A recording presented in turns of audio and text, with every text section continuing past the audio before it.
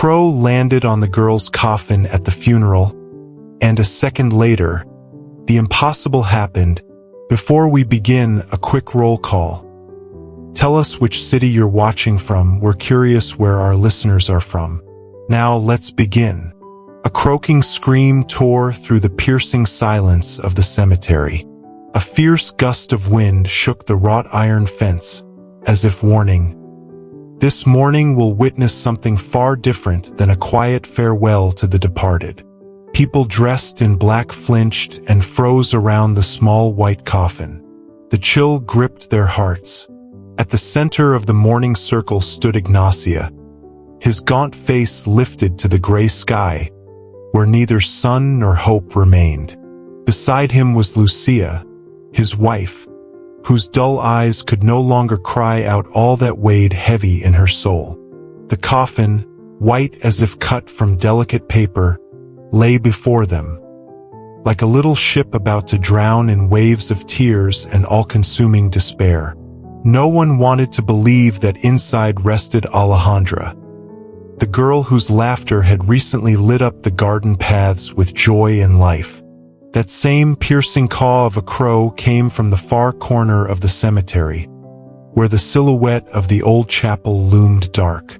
The bird, with frantic flapping wings, landed on the fence, breaking the funeral silence with its restless cries.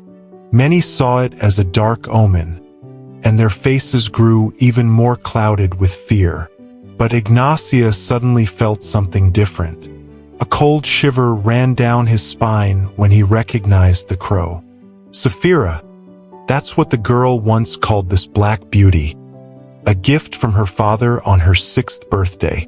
Why had she come today of all days, this blackest of days?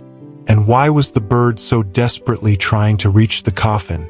Safira beat her wings against the iron bars, ignoring the frightened whispers of people who shooed her away, unwilling to let her near.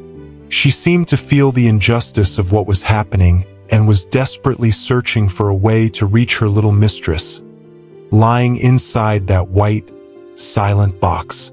Lucia involuntarily touched her throat, frowning. A memory suddenly surfaced. The moment her daughter first saw the bird and joyfully shouted, "Safira!" Now all that joy remained only in fragile shards. Tears ran down the mother's cheeks, and a single thought echoed in her head. My daughter is gone. How could this happen? No one could have imagined that this ominous symbol, a lone crow cawing above a grave, would become a messenger of salvation. To understand how darkness swallowed little Alejandra, and why Safira appeared at that terrible moment, we need to go back a few years, back to when everything was still filled with sunlight, children's laughter, and belief in small miracles. Often, fate prepares the most important turns in our lives quietly, like ripples on a still lake. So it was that day, when little Alejandra stepped into the yard, unsuspecting. It was her 6th birthday. Late spring embraced the city, and the sun's rays danced on the terracotta rooftops. The girl lived in a cozy house on the outskirts of Valencia with her parents. Her father, Ignacia, was a long-haul trucker, often driving his rig hundreds of kilometers to deliver various goods. Every time he returned home, he brought not only the joy of reunion but also some unusual little trinket. Sometimes it was a tiny wooden angel carved by a mountain craftsman, sometimes exotic spices from distant lands. Alejandra, inspired by tales of pirates and explorers, saw these as magical treasures from foreign worlds. But that day's gift was special. Ignacia came home with a small baby crow. He explained that he'd seen a nest fall by the roadside, and only one chick had made a sound. He couldn't walk away, he picked it up. This chick, Ignacia said, was stronger than the rest. It gave a sign it wanted to live, and I felt like it was fate. Maybe God guided me. His voice held both pride and trembling emotion. I want you to have the chance to raise this amazing creature and see it take flight." At first, Lucia was skeptical. A crow isn't exactly a typical pet. Plus, there were old neighborhood legends crows were bad omens. But Alejandra looked at the tiny, trembling bird as if she were seeing the greatest miracle on earth. "What will you name it?" Ignacia asked, handing her the box with the little bundle of black fluff. "Saphira," she exclaimed, "like a jewel, but black." Ignacia smiled, and Lucia sighed, silently accepting the new addition. She watched as Alejandra hugged the box to her chest, whispering gently to comfort the bird. From that moment, the crow wasn't just a pet. She became a friend, a part of the family. Each time Ignacia went off on another trip, he promised to bring something new and exciting. Lucia stayed as the main pillar of support for her daughter. Alejandra carefully fed Saphira, read her books. Yes, she truly believed the bird could understand human speech. She'd carry her around the yard, showing her flowers, grass, and beetles. Months passed. The fluffy little chick turned into a sleek, proud crow, her feathers gleaming with a metallic sheen. Then came her first attempts to fly, awkward little runs across the yard, flapping wings uncertainly. Alejandra would jump with excitement, cheering her on. "Come on, Saphira, you can do it!" she'd shout, flapping her arms like she might take off too. Her first real flight came one sweltering afternoon, the sun baking the rooftops. Saphira lifted off, made a clumsy circle above the yard, then landed beside her astonished little mistress. From then on, a powerful bond grew between the girl and the bird. She always came back to her, no matter what happened.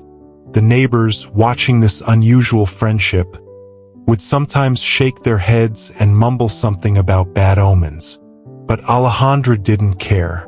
She was perfectly happy.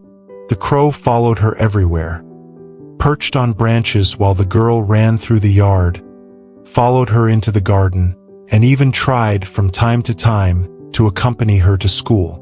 Though Alejandra didn't attend school very often, she was still young. Most of her time was spent at home with her mother, learning to read and write in an informal, cozy setting. One day, a little adventure occurred, one that would be remembered for a long time. Saphira had stolen Lucia's hair ribbon and hidden it somewhere. But in the evening, she reappeared, clutching the scrap of fabric in her beak and trying to place it on Alejandra's head, as if dressing her in a special headdress. The girl laughed until she cried, and the crow kept offering the ribbon to her again and again, like a cherished gift. Watching this scene, Lucia slowly warmed up to the bird. She began to feel a genuine fondness for Saphira, seeing how sincerely and loyally the creature had bonded with her daughter. Still, a quiet worry occasionally crept into Lucia's heart. The crow was a wild animal after all. What if it bit or scratched with its claws? But in all that time, Saphira had never once shown a hint of aggression. On the contrary, it seemed the bird would have fiercely protected Alejandra from any outside threat. To support his family, Ignacio was constantly traveling across the country in his truck. He hauled all kinds of cargo, from southern fruits to construction materials from the mountain regions. Sometimes his routes even took him through neighboring countries. There, he saw different landscapes, majestic mountain passes, endless plains, moss-covered ancient castles. He always returned with new stories and souvenirs for Alejandra. His arrival was a little holiday. During those moments, Saphira would sit on a branch near the gate, watching the horizon for hours, as if she too were waiting for his return. And when the truck finally turned onto their street, the crow would soar into the air, circling above the roof and announcing to all that Ignacia had come home. There was a time when he returned visibly shaken. While driving through one of the mountain passes, his vehicle nearly slid off a cliff due to the slick road.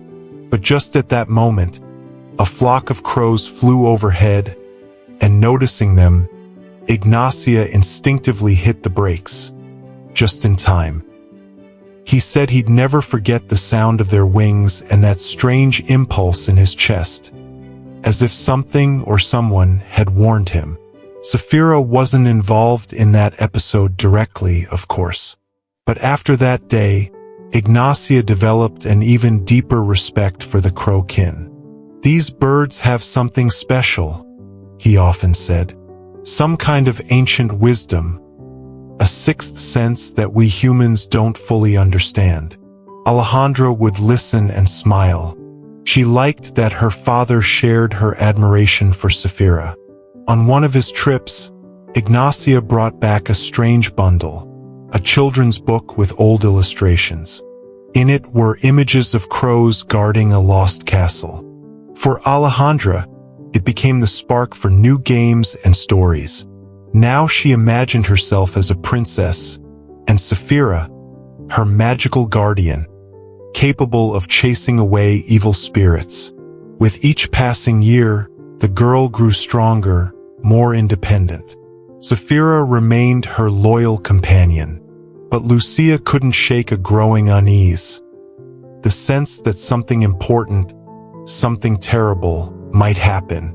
She occasionally noticed troubling signs in her daughter. Strange coughing fits, shortness of breath. They went to the doctors, but the tests revealed no obvious issues. "Maybe it's allergies," the doctors shrugged. But a mother's heart is rarely wrong. Lucia began to have disturbing dreams. In one, she saw Alejandra wandering through a foggy valley, calling for help, but no one could hear her. Ahead of her flew a crow, trying to get people's attention. But they shooed it away, not understanding what it was trying to say. Lucia would wake up in tears and try to hide her fear, not wanting to worry her husband or daughter. But the sense of dread clutched her chest with cold fingers every night. And then, when Alejandra was just shy of her 9th birthday, that fear took shape. The summer sun scorched the earth of Valencia mercilessly. The air shimmered, the garden bloomed with bursting flowers, and Alejandra was radiant with joy, helping her mother tend the flower beds. Safira flew nearby, diligently hunting. She pecked at insects, sometimes plucking pests straight from the leaves. On the horizon, a dark cloud loomed, foreshadowing a coming storm, and Lucia suggested they go back inside. But Alejandra insisted, "Just a little longer." Suddenly, the girl shuddered and clutched at her throat. A sharp spasm struck her. Her eyes went wide with terror. She tried to gasp for air, but something inside had closed off her breath. "Mom!" she whispered, barely audible. Lucia turned sharply, only to see her daughter turning blue, suffocating. In a panic, she grabbed the girl into her arms and screamed for someone to call an ambulance. Neighbors rushed over, but no one knew what was happening. One suggested an allergic reaction. Another said to give her water, but Alejandra couldn't swallow anymore, and her consciousness was slipping. Safira, sensing something was terribly wrong, let out a piercing cry and flew down from her branch, circling above the girl as if begging the people to hurry, to do something. "Oh God, help us," Lucia whispered over and over. When the medics finally arrived, they rushed Alejandra to the hospital.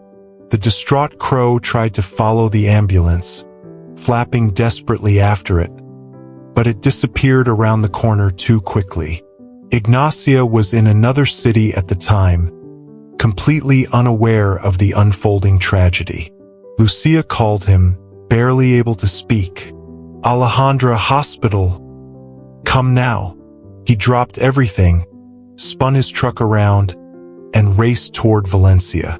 The road felt endless. Every minute felt like torture. At the hospital, chaos reigned. Doctors were trying to understand what could have suddenly cut off the girl's air. One specialist guessed it might have been an insect sting or a piece of a plant that caused an immediate toxic reaction. Others administered injections, tried various medications. Lucia paced the corridor, unable to stop shaking. "We're doing everything we can," they told her, but there was fear in their eyes. After several agonizing hours, Ignacia burst into the emergency room. Seeing Lucia in tears, clutching his hand, he knew the worst had happened. "Our little girl," she whispered. "They said she's gone." His mind roared, as though a great bell had crashed down inside his head. He couldn't believe it, couldn't accept that the life of his precious treasure had just ended. He rushed to the doctors, demanded more tests, but they only shook their heads, eyes heavy with sympathy. No signs of life, no heartbeat. "I'm sorry," the chief physician said, lowering his gaze. "We couldn't save her." And just like that, the family lost the light of their life. Alejandra was declared dead. The doctors suspected it was a severe allergic reaction to a toxin or insect bite. A full analysis was still to come, but now it seemed too late. Ignacia embraced Lucia, the world crumbling beneath his feet. Where was I? Why didn't I protect her? The question stabbed at his mind. Meanwhile, outside the hospital window, Safira landed on the windowsill, pressing her body against the glass as though trying to break through. She didn't understand what had happened, but she felt the void that had swallowed the world. The hospital staff watched in quiet surprise as the crow beat her wings against the window. Birds usually avoided such places. While the family prepared for the funeral, no one noticed Safira circling the house, flying low near the windows, sometimes landing by the door. It was as if she was searching for Alejandra, not understanding why everything had gone so silent, so dark. Ignacia and Lucia sank into a thick fog of grief. Lucia couldn't eat, couldn't sleep. She just stared at her daughter's photograph. Ignacia, on the other hand, was consumed by rage, desperate to find someone to blame. But in the end, all he could do was face the final ritual. Goodbye. It seemed the whole town came to offer condolences. The house filled with whispers, quiet sobs, the clinking of cups. Despair hung in the air. The dead look in Ignacia's eyes said it all. He had lost his meaning. Safira vanished and reappeared at odd times, her caw echoing over the yard. Many believed the crow was grieving her little mistress, but some, whispering spitefully, said the bird had brought the misfortune. No one dared act, though. And Ignacia, he now looked at Safira with painful sorrow, remembering how Alejandra's face lit up when the crow first took flight. Then came the day, the funeral. A white coffin, surrounded by wreaths and flickering candles, filled everyone with dread and helplessness. Alejandra was only 9. Tears flowed freely from anyone who had ever seen the bright, laughing girl. The funeral procession moved in silence, broken only by muffled sobs. Lucia stumbled, leaning on Ignacia, who kept his back straight, trying to look strong. But inside, he was an empty wasteland. At the cemetery, the coffin was set upon the wooden stands above the grave. Everyone gathered around. The priest began whispering the prayer. And then it happened. A loud, harsh caw echoed over the crowd. Safira swooped down from the sky, flew over the mourners, and landed right on the coffin. Several women gasped, Someone muttered, "God protect us." The men stepped forward, ready to chase the nuisance away. "Get rid of that filthy creature," someone shouted from among the distant relatives. But at that moment, Ignacio raised his hand. "Stop!" There was a strange expression frozen on his face. For a moment, he thought he saw something. A plea in the crow's eyes, as if she were begging him to listen. Sapphira tilted her head and began tapping her beak against the lid. It wasn't clear. Was she trying to reach those inside? Or speak to those outside? "Go away," Lucia rasped, her voice wrecked by grief. "Please, don't make this even harder." But the crow kept tapping. She paced across the coffin like a sentinel, choked on her own cries, her cause growing frantic. And then she did something no one expected. She gripped the edge of the lid with her beak, pulled, and pulled again. Of course, a crow's strength wasn't enough to lift a coffin lid meant for humans, to open it completely, but this desperate attempt looked both terrifying and captivating. Some of those present had already begun to cross themselves, thinking it was an ill omen. Ignacio rushed to the coffin, trying to remove Sapphira, but as soon as he approached, the crow flapped away and cawed right in his face, as if she was trying to say something.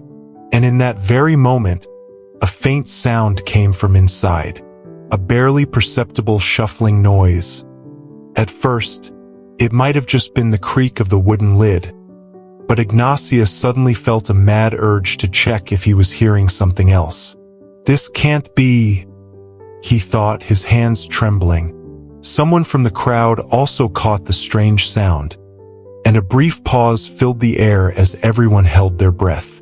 Then Ignacio unlatched the coffin and lifted the lid. Before him lay a horrifying scene. Alejandra lay still, but suddenly her lips twitched, and her chest rose with a faint cough. Ignacio recoiled. Lucia screamed. The girl coughed again.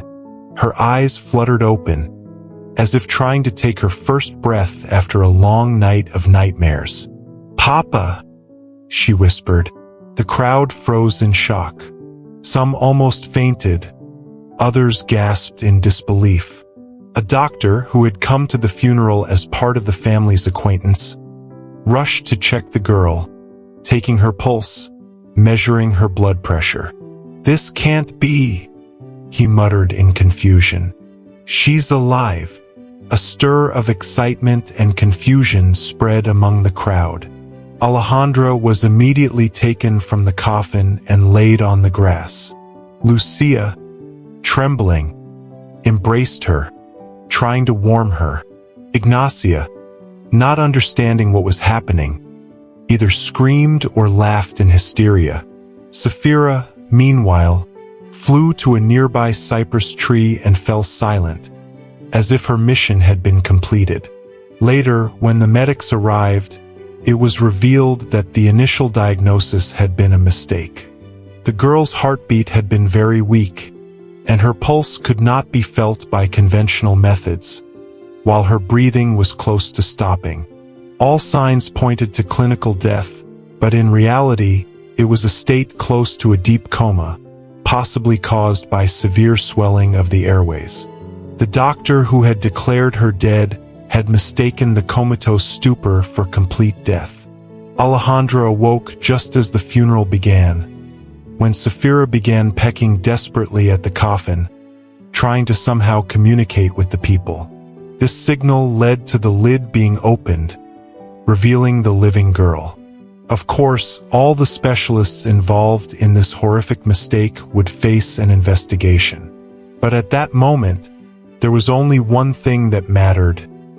Alejandra was alive. Those who had whispered about the crow as a bad omen had to acknowledge her as a savior. If it hadn't been for Sapphira's persistent actions, the girl could have been buried alive. That thought horrified everyone present. The doctors quickly took Alejandra to the hospital again. this time rushing her through the necessary procedures and administering drugs to reduce the swelling. The girl remained weak but stabilized with each passing day. Ignacia and Lucia sat by her bedside, unable to tear their eyes away, afraid she might disappear again. When Alejandra regained consciousness and was able to speak, the first thing she asked was, "Where is Safira?" Her parents exchanged a glance, feeling a mix of love, gratitude, and even a sacred reverence for the bird. "She's fine," Ignacia answered. "Safira is waiting for you at home." In response, Alejandra smiled, her small lips finally losing their pallor, and the familiar spark of life appeared in her eyes. A few more weeks passed, and the girl was discharged from the hospital. At home, she was greeted by the very same crow, who, upon seeing her, spread her wings and cawed joyfully. Alejandra couldn't hold back the tears, stroking the bird's black, glossy feathers, thanking her for not leaving her. Ignacia no longer went on trips without calling every day, reassuring them he would return as soon as possible. Lucia, for her part, began to look at the crow with entirely different eyes. It seemed to her that divine power, angels, or whatever name one gave that energy, worked through the wings and beak of this black creature. The story of the miraculous resurrection of Alejandra and the crow who had practically saved her life quickly spread through the neighborhood, and then throughout the city. People came to Ignacia and Lucia's house, asking if it was true. Some photographed Safira, others asked permission to pet her. Of course, some still doubted, calling it a mere coincidence. But most saw the story as a sign that even the darkest superstitions about crows weren't always justified. Sometimes, unusual friends come into our lives to help in our hardest moments, the neighbors said, remembering how Alejandra and Safira had walked together down the streets. Several years passed. Alejandra grew up and became stronger.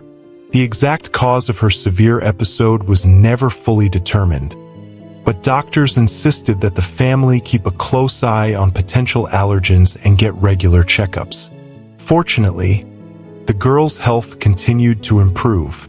Safira lived with them, now fully grown and capable of living freely in the wild. However, every time they tried to release her into nature, she always returned, as if her inner compass pointed only to one place, to where Alejandra was. Ignacia and Lucia had changed their outlook on life. They began to appreciate the little things more and spend more time with their daughter. Ignacia even started writing stories from his trips, hoping to one day publish them as a book for those who lose hope. Alejandra discovered a talent for drawing. Her room was filled with paintings of the crow and bright landscapes. When asked why she loved painting the crow, she would reply, "It's part of me." One warm summer evening, when the sun was already dipping below the horizon, a young girl named Alejandra sat in her yard.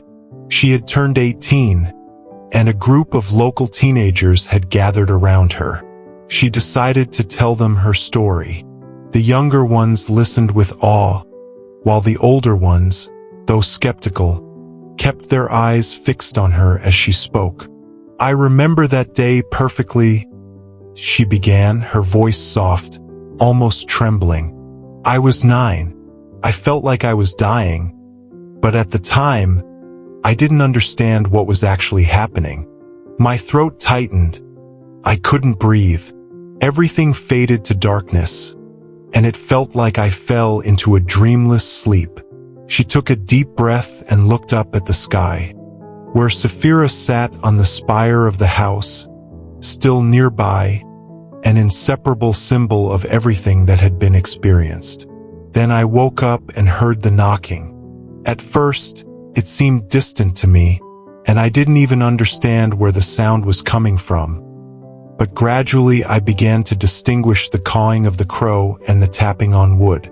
I felt sharp pain, a lack of air, but most importantly, I understood that someone was calling me back to life. And when they opened the lid, I was able to take my first real breath. The girl paused for a moment, giving the listeners time to digest what they had heard. I know it sounds incredible, Alejandra continued, but Safira saved me. She sensed that there was still life in me when everyone else had already buried their hope. And I consider that the true symbol of friendship. The crow became not just a pet for me, but something like a guardian angel. The teenagers sat, stunned. Some of them secretly wiped away tears, while Alejandra smiled, looking at her bird friend. Deep inside, she knew that nothing and no one would ever break their bond. Time passed, and new horizons opened up in Alejandra's life. She enrolled in art school and became interested in illustrating fairy tales and myths, where crows played special roles as messengers of the mysterious, guardians of hidden wisdom. Safira was always by her side, and from time to time, the girl would take her with her to the parks where she drew, or even to some festivals. People already knew the story of the crow, so they treated her presence as something special, not a threat. Sometimes, Alejandra gave interviews to local newspapers or blogs, where she was asked to tell her story again. In these moments, she felt like she was revisiting and analyzing that tragedy, as if rethinking her life and regaining confidence that there was still room for miracles and incomprehensible connections in the world. Her parents, Ignacia and Lucia, also found a form of peace. The doctor's mistake, which had shaken their nerves and nearly taken their daughter's life, was forgiven, though not forgotten. They understood that it was better to live without malice and hatred, as life had given them a second chance. They began participating in charitable programs that helped children with serious respiratory illnesses, trying to make a positive impact on the world. Meanwhile, Safira flew to the roof of the neighboring building every evening, keeping a vigilant eye on Alejandra. If the girl was a little late returning from college, the crow would begin to worry, cawing into the night air, disturbing the quiet of the neighborhood. Sometimes the neighbors grumbled, but more often, they simply sighed and said, "Well, it's Safira. She's worth putting up with a little inconvenience." And so, the story, which began with a child's awe and joy at an unusual gift, went through a terrifying trial, tasted loss, but ended in a stunning miracle. The crow, a bird many consider a symbol of something ominous, turned out to be a true friend and savior. If Alejandra had actually been buried without anyone realizing her deep comatose state, the tragedy would have been irreversible. But fate, it seemed, decided otherwise. Through cawing and the tapping of her beak, she signaled to her parents that the girl was alive. Safira became something of a legend in the Valencia area. People said that this case proved, you can't judge life and death based solely on hasty conclusions, and you can't underestimate the connection between humans and animals, no matter how extraordinary it may seem. Alejandra grew up to become an artist, painting surreal landscapes where crows acted as guides to other worlds. When people asked why she paid so much attention to these birds, she would smile and tell them her story, making others believe in miracles and true friendship. Today, sitting in a courtyard covered in grapevines, Alejandra pours herself a cup of tea and gazes at the sky. Safira circles low above her head. The girl remembers her dream in the coffin, clearly hearing the desperate tapping of the beak, and in her heart, a boundless gratitude is born, connecting her to that beautiful moment when life literally returned to her on the wings of a crow. Thank you for watching. What do you think of this story? Share your impressions. Your comment is very valuable to us.